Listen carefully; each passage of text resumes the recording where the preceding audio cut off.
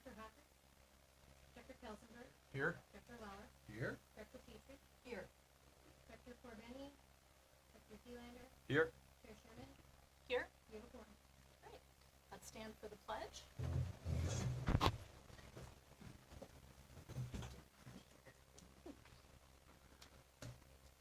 I pledge allegiance to the flag of the United States of America and to the republic for which it stands, one nation, under God, indivisible, with liberty and justice for all.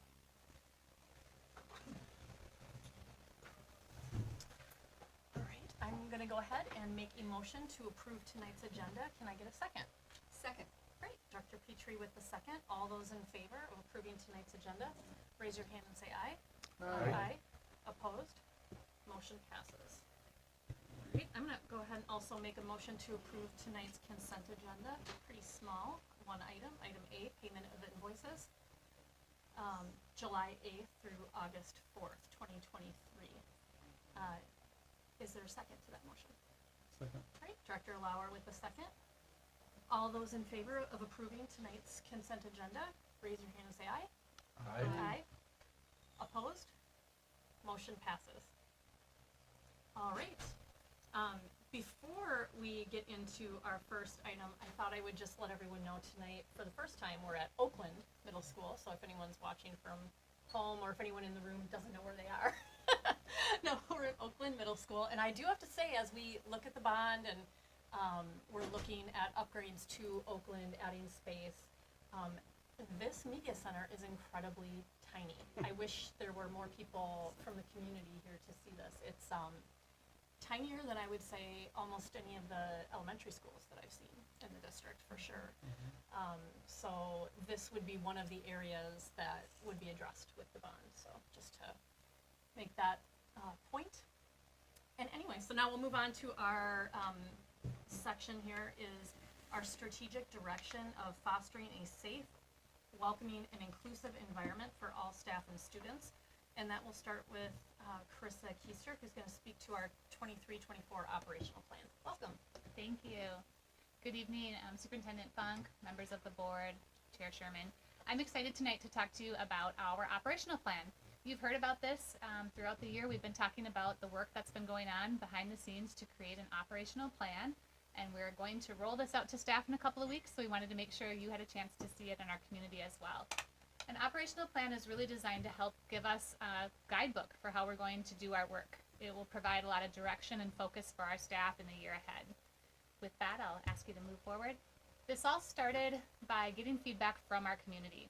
In order to create a plan that really works for everyone, we wanted to hear from our students and our families and our staff about what was most important to them. So we had some focus groups earlier this fall and asked people to describe to us what they want their experience to be in our school system. These are aspirational. For many of these things, they may or may not be happening already, but it's ultimately where we want to get so that everybody in our system can say these things from a student perspective, that they feel seen and heard and accepted, or from a staff perspective, that they feel valued and respected as a member of the learning community. These are the things that we are really basing our work on so that we can meet these desired daily experiences. So from there, we spent some time thinking about our purpose. What is it we're really here for? I love this picture. This is one of my favorite ones from last year. I mean, this is what we want. We want to inspire curiosity and a love of learning in every child. You can see it on his face, and hopefully you'll be able to see this on the faces of all of our students as we do our work. Our goal is to provide them, or our purpose is to provide them with a wide range of engaging opportunities to help build that resilience and empathy that they're going to need as they get out into the world. We also looked to determine who we are. One of the important things when you're creating a plan is to figure out who it is that we really are. What are our beliefs and what are the things that make us unique? So the beliefs that came out of our work with our families and students and staff were that everyone belongs. Everyone has a voice. All students deserve an excellent education. The whole child matters, and curiosity thrives here. We also talked about what that means. So as a pony, how do we define what it means to be a pony? That means that we're inclusive and welcoming, we're curious, we're resilient and empathetic, and we're spirited and enthusiastic. We like to have some fun here too. We're the ponies after all. That's a unique mascot. It's something to be proud of, and it's really part of our personality. So that's what that is trying to define for us. And fun is in my name. Can't miss an opportunity to bring that up. Took a year for that to come up. Just saying. So all of that leads to our strategic directions. This is really the hard work of trying to set some goals for us as an organization, and then from the strategic directions coming up with what are those actual initiatives and things that we're going to focus on. So strategic direction A, you should be familiar with, it's in your board agenda every single meeting, is that we're going to ensure the learning process is adaptable to meet the needs of our kids. B is all about creating a safe and welcoming environment for everyone, staff and students. C is about utilizing our systems and aligning our resources so that we can be doing our work in an efficient manner and that everything we're doing is supporting learning. And D is about developing strong partnerships with our communities. So from all of that, one of the things that is really important to Dr. Funk and I think to our district as a whole is to have some focus. For those of you who have been around the district for a while, like I have, we've had a lot of strategic plans and some of them are really big and not very realistic to try to accomplish in a year. So this plan is trying to be very focused on a couple of key things.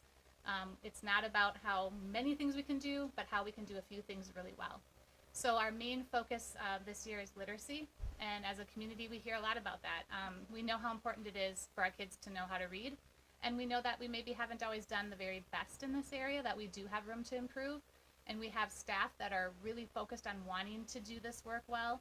There's a lot of focus going to be on training our teachers, giving them the resources they need, following some of the new science that we're learning about reading, and being able to improve literacy for all of our students.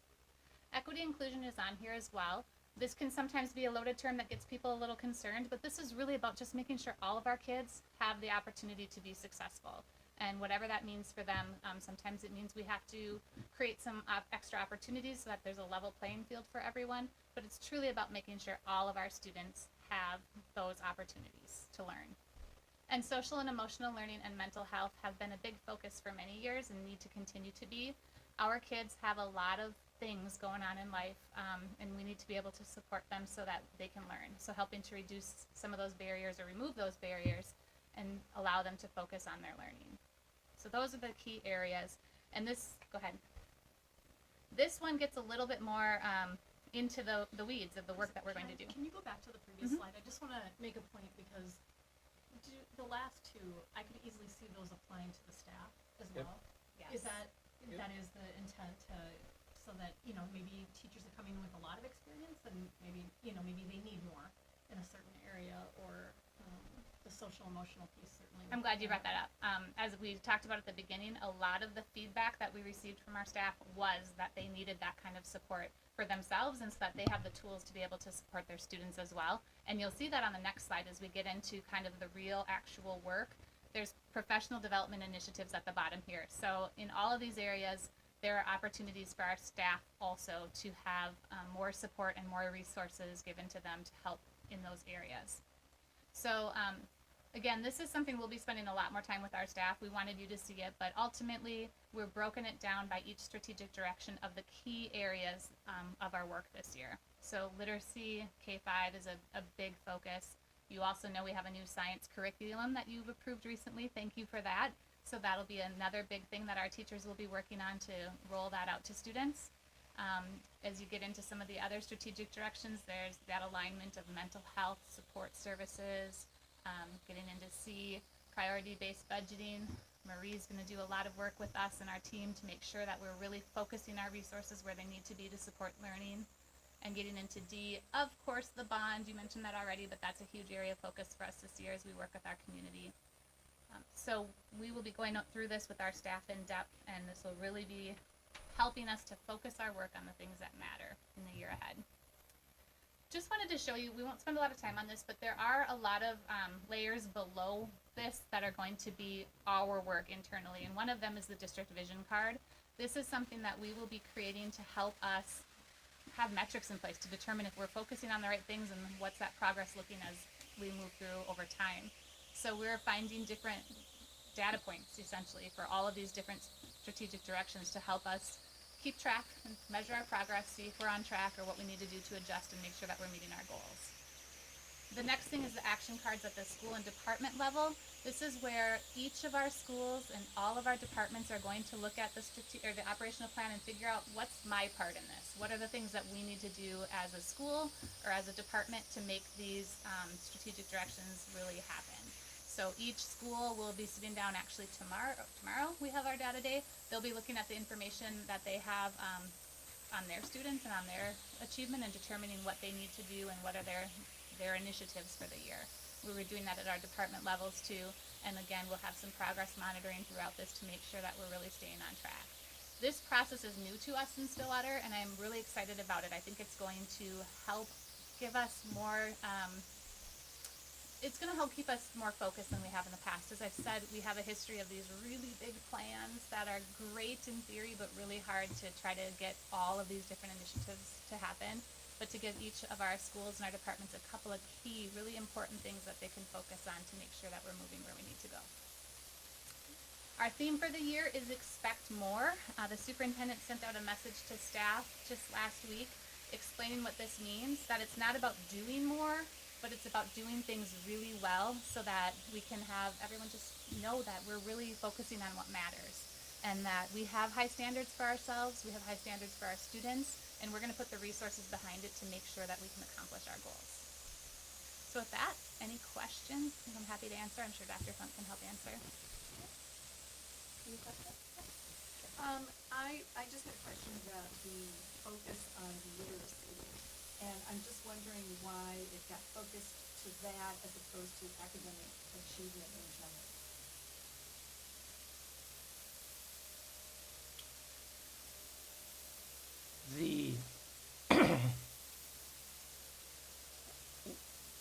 I want to narrow the scope of what we're doing, and one of the concerns I have is from being here a year and listening and talking to people is we try to do a lot of things wide, but we're really not as focused on depth. And our literacy scores, historically, the last few years have been, in my opinion, unacceptable. And we need to provide our students a baseline ability to read if we're going to be successful in other areas. And so literacy is a focus not only in the district, but it's a focus across the state of Minnesota right now. And I think, I've sat here in board meetings where we've had members of the community come up and say that this is unacceptable. They're right, I concur with it. And basically, we expect more. And we are going to put our focus on turning the ship around on literacy, and I think the other pieces will follow along with that. So that's kind of the intent of that. Thank you. Any more questions?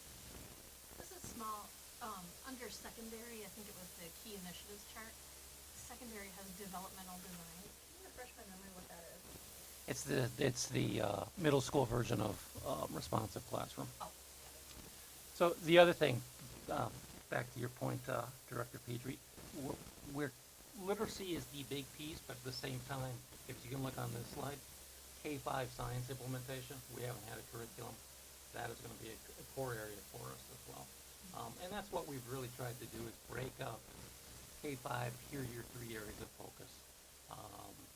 And so that's where we're at on it. And then as we monitor how we're doing within these areas, a year from now, we may come to the board and say, okay, we are shifting our area of focus over here. So. any other questions? Yeah, Dr. Kellenberg. The action card, which is probably the next one there. One more. Who does those? Is everybody doing that, or just if somebody has an initiative that they're taking? So it's done at a school level or a department level. So tomorrow we're going to have our leadership teams from our schools come in, and they're going to work on developing this for their school. Okay. So they'll sit down as a team and they'll talk about what are the real priorities, and they might have 3, 4 action cards with those Okay. key initiatives. That doesn't mean there's nothing else happening. Obviously, there's going to be other work that needs to be done, but these are going to be the key initiatives that they're putting their time and resources into. Right. And just piggyback on top of that, so are we gonna be seeing, the metrics that you're gonna be using or the goals that you're setting? I mean, what sort of a reporting process are we gonna see on this? I have met with a few directors over the last few days, and what I asked of them is I want to update twice a year on where we're at with these metrics. So they're going to be putting together the metrics at the building level tomorrow. We will then see them at the director and principal level sometime in the next month. And then mid-year, okay, if this is what we are measuring, how are we doing? And then again at the end of the year. So you will see a roll-up of that at the board level, probably mid-year and at the end of the year. And then those goals could change for the following year, Wait. potentially? Based on how we're doing, correct? Okay. And that's one of the key differences from what we've done in the past too. Usually you set a strategic plan for 3-5 years. This is really meant to evolve and change over time. So every year we reevaluate and say, yep, we're on target, great, or no, we need to change our priorities a little bit to meet our goals. So it's more adaptable. Will this get communicated out to families, and if so, have you thought about how that would go? Yes. So we are first, as I mentioned, going to be rolling this out to staff, but it will be going out to family in a lot of different ways. One of the things that we're doing at the same time is we're using some of this to help rebrand the district and have some new messaging and some things that come out as we're tying back to this plan. So I don't know that we'll spend as much time focusing on the plan with them, but the key elements of it are what we'll be talking about with our families. I don't think they necessarily need to know all the ins and outs of how we're going to do this and get in the weeds, but to know that we're focused on these key initiatives, or to know that these are the things that we're really trying to do to help create those desired daily experiences for students. So there's a few different ways we'll be rolling it out, but mostly just in our messaging throughout the year to families. And I think that's great, because what I hear a lot from parents is just they want to be a part of it and help, and we want them to be a part of it and engaged and help. And so what can they be doing at home to support their students, their classrooms, their schools? And certainly it would roll up into something, the broader initiatives, the action cards and things like that. But When you look at the desired daily experiences for families, that's one of the things that came out really clearly is tell me what I need to do at home to help support what you're doing at school. yeah, that's exciting. I love all of this. I think this is the first time that I can recall seeing something so specific and detailed and focused, and I think your observations, Superintendent Funk, are spot on, and Carissa, you as well, where we just tend to try to be all things to all people, and there's good intentions behind that, but there's a need to go deeper, I think, in a few key areas, so. Just, yes, 100%, and, yes, I've been around the district for a while too, I've seen some of these, encyclopedic, kind of plans that we've had in the past, and I think it's true that we just can't, that we can't focus, when we're trying to do a million things, we can't have an impact in one particular thing, and I appreciate that you have sort of identified, pressure points. And obviously literacy is a big one. It matters to us at this table. It matters, to administration. It matters to parents. And I appreciate that you've chosen a few things to try to focus on. And I look forward to hearing more updates about how things are going. Yes, Director Fiona. Yeah, I would also kind of echo that. I mean, well done. I think this is I love the idea of having a plan in place that's manageable, that's flexible, that's aspirational, but also allows ways of providing checkpoints of keeping everyone accountable that's involved in this process. So, so kudos. This is awesome. I'm excited to see how this unfolds over the next year and more. All right. With that, we're going to move on, unless there's any other questions or comments, to our next item, and Chris is going to stick around for this one, the district handbook update. Well, thank you. This one is short and sweet. So I'm just here to let you know that we are working on our district handbook. You have seen this in the past. Every year we bring this forward to let you know of the changes that have been made to our handbook. The handbook has a lot of important information for families. It includes all of the required notices and important policies, expectations, and rights and responsibilities for our students and parents. We have updated the handbook this year to match up to the new legislative changes as well. So as you're updating policies, we're also making sure those are updated in the handbook. And as the year begins, families will be asked to review the handbook and sign off that they have read it. So it's kind of an acknowledgement that they have received and reviewed the handbook. And that notice is required in Power School at the start of the year. So just here today to report to you that we have the handbook in place, and we're going to be sharing that with families as the school year begins. Any questions about the handbook? No? Wonderful. Thank you. Thank you. All right, our next item is under our strategic direction C, which is utilize systems and align resources in an efficient manner to support learning. And we're gonna bring Mark Drummerhausen to the table to talk about review and comment, MDE's review and comment for our bond. Good evening, Chair Sherman, members of the board. Tonight, I'm here with great news. We got a positive review and comment from the Department of Education, or MDE. So just to kind of update you on what the process looks like, in June, you approved going up for a bond referendum with the items listed on the screen or within the review and comment. So after the meeting, we put together a review and comment and kind of submitted our proposal to the state. So we submitted to MDE. They got back to us last week with a positive. They either give us a positive and they're in favor of the review and comment, or it's a negative. We got a positive review and comment, which is great. After that, kind of the next steps are for us is we have to bring it to a public meeting, which we're here tonight at a school meeting to discuss the results of the review and comment. And then we have to publish the review and comment in our newspaper at least 48 days before the bond referendum and no more than 60 days. So we have a time that we will be within that window to make sure that it's posted in our newspaper to meet those requirements as well. So anyways, I'm here for any questions or comments that you have, but I just wanted to update you on the good news that we got from MDE last week. Really good news. Will that also be on our website, the review and comment, or does Yes. it only go in the paper? Yes. Okay, so it'll be in the Legally, you have to publish it in the newspaper, so that's kind of the things Right. that we have, but it'll also be on the on website as well. Right. So just so the whole community can see it if they want to. Anything that stood out to you that you want to share with the board? I mean, we're obviously great news. No, they just kind of give you Yeah, a positive or thumbs up negative. on They don't quite get into detail. It's Great. just, Well, thank you for sharing that. And the significance of that is, if it's a positive review and comment, you need 50% plus one vote for the referendum to be successful. If it's a negative review and comment, you need 60%. Okay, So, very significant that it was a positive review and comment. great. Well, thank you for sharing the good news. We'll keep the good news going. Thank you very much. All right, we're moving on to our next strategic direction, strategic direction A, which is ensure the learning process is adaptable to meet individual student needs, and this brings continued policy work. I will turn it over to, is it Bob, to review kind of the next batch.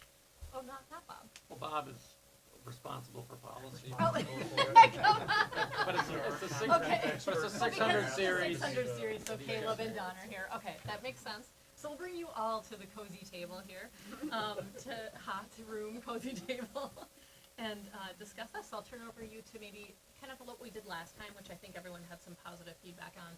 Maybe point out some significant changes based on the legislation that we should be aware of. But primarily these changes are required, so. Thank you, Chair Sherman, members of the board, Superintendent Funk.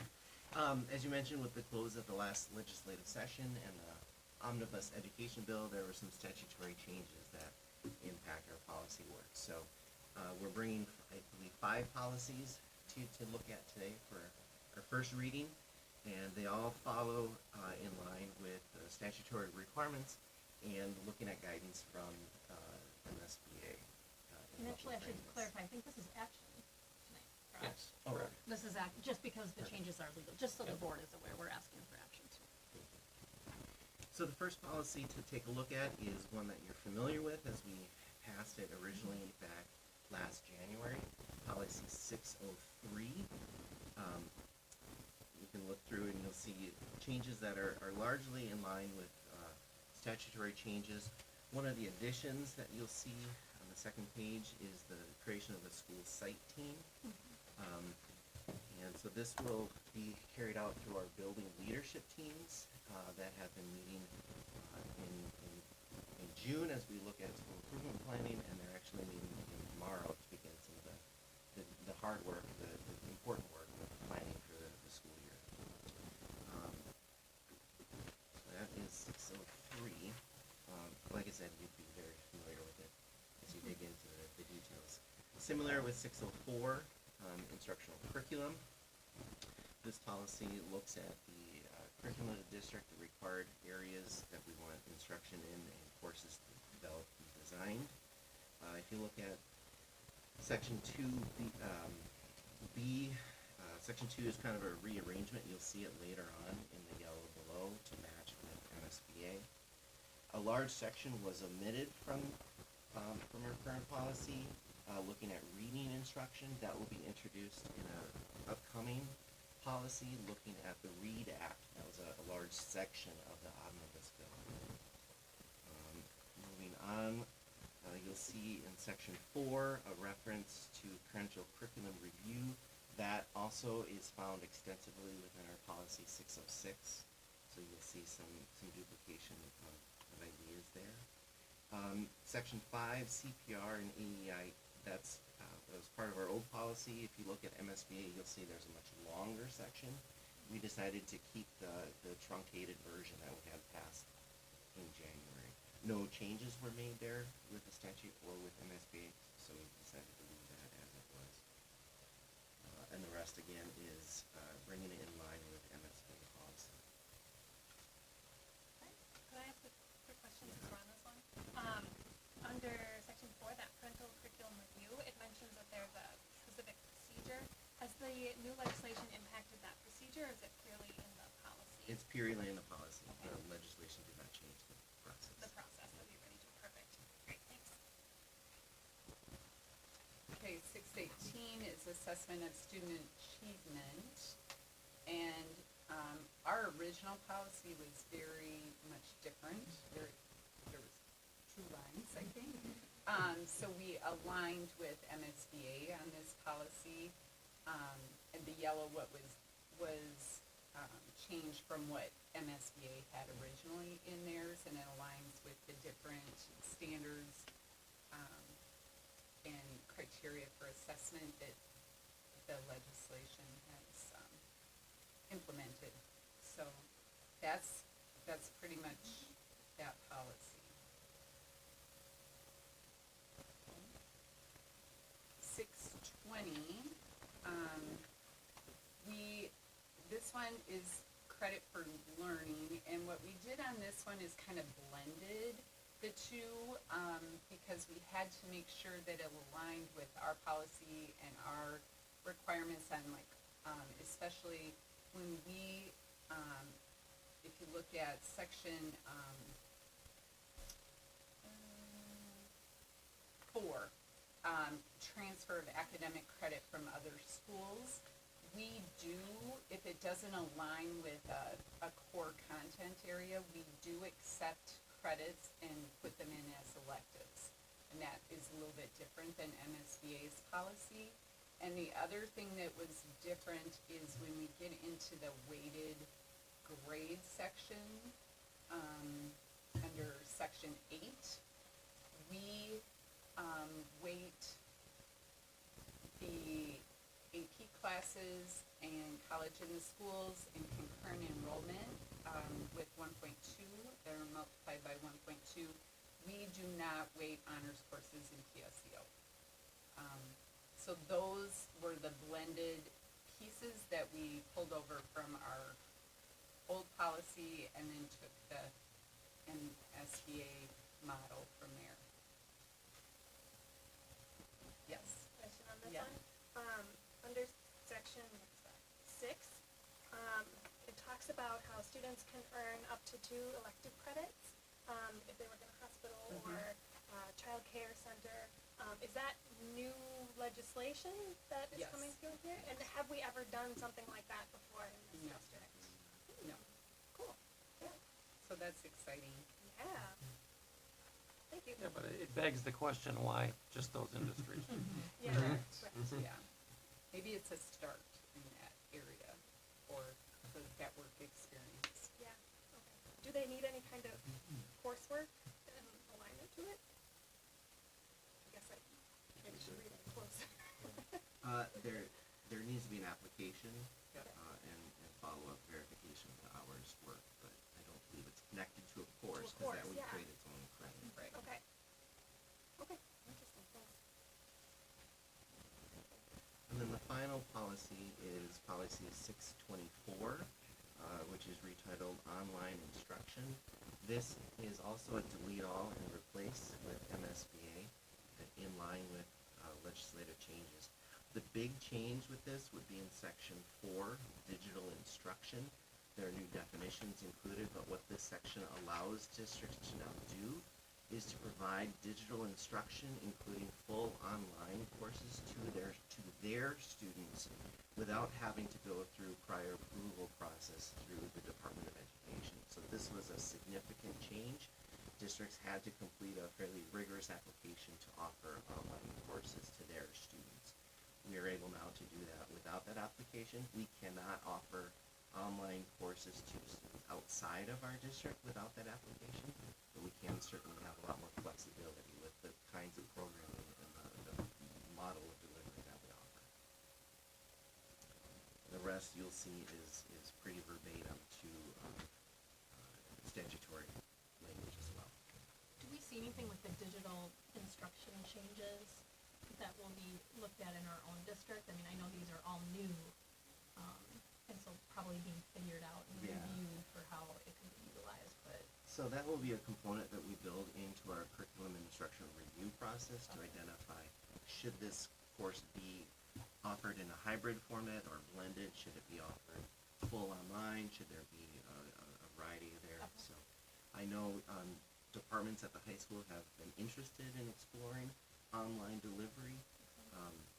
And so we've kind of waited to see what the legislation would Right. land, and then we need to have some conversations across the district around the best ways to deliver that and the different parameters that we want to work with. The online, you say only for those within our district, right? What about an open enrollee? If they're enrolled members of our district, we can offer online instruction. What we can't do is offer instruction to students who reside outside of the district and attend another district. Okay. Well, this is more just about content delivery, not like an online school. This is more, right, this isn't necessarily like that. This would be more at a course level or a subject level, or could it be either? I think it could be either. The way the language reads, Okay. it could certainly be, we can create an online program for Stillwater enrolled students. Okay. Previously, you had to be approved Yeah, I by the remember. Department of Education. So this provides more flexibility to either create an entire online program or just individual courses. Because I know around the pandemic, we looked and there wasn't a huge amount of interest in going to an online academy. So this might allow us in some smaller ways to actually see, is there an interest? Because we don't have to go all the way to an online academy, we can start maybe smaller or do something different within a class. Good to know. So those are the updates to the policies. What we will need from the board tonight is a motion, second to approve. So I'm gonna go ahead and make a motion to approve policies 603, 604, 618, 620, and finally 624. Can I get a second? Second? Director Kelsenberg with a second. Are there any questions, comments, other than what's already been asked? Just, I think it's helpful to know, and I always wanna thank just the group of policy people that come together and work and hash these out, and, it's an important part of the job and, that we have, and I'm thrilled that we're going more, per Dr. Funk's suggestion. We've had some older policies that are probably some of the older ones you've ever seen coming into a district, and some gaps, some pretty significant and glaring gaps of policies that we don't have that we should. And so moving forward with MSBA, people might be wondering model policy and that is something that we pay for as a district, and have the ability to utilize those, policies, and then change them as we may need to fit our district, which, Don, you mentioned a couple times. So I think it's the best of all worlds and allows us to catch up a little bit more quickly, getting things updated. Just an example, tonight, you are updating a policy that was last adopted in 2006 for online learning. I think our online learning was a little bit different today than it Yeah. did in 2006. So I would just add that we probably got our money's worth from the MSBA model policies this year. With all of the, were there like 60-some policies that changed this year as a result of the legislative action? And if we would have had to just employ an attorney to do that work with us, God knows how much that would have cost, right? So I mean, taking advantage of these MSBA model policies is a fabulous thing, I think. I totally agree, and it allows our staff to be focused, on the students. and implementing. So, with that, we have a first and a second and all that kind of shared background. Without any questions, we'll go for a vote. All those in favor of approving these 5 policies, raise your hand and say aye. Aye. Opposed? Motion carries. Thank you. We have a couple closed sessions tonight. Let me read my statement. The next 2 items on the agenda are closed sessions. The first closed session pursuant to Minnesota Statute 13D.05 subdivision 3C3, which allows the board to go into closed session to develop or consider an offer to purchase or sell real property. The second closed session per Minnesota Statute 13D.05 subdivision 3, a public body may close a meeting to evaluate the performance of an individual who is subject to its authority.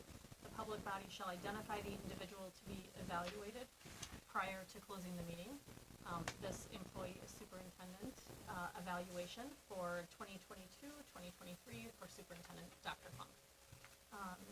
I will go ahead and make the motion to go to closed session. And can I get a second? Okay, Director Thielander with the second. All those in favor of moving to closed session, raise your hand and say aye. Aye. Opposed? Motion passes.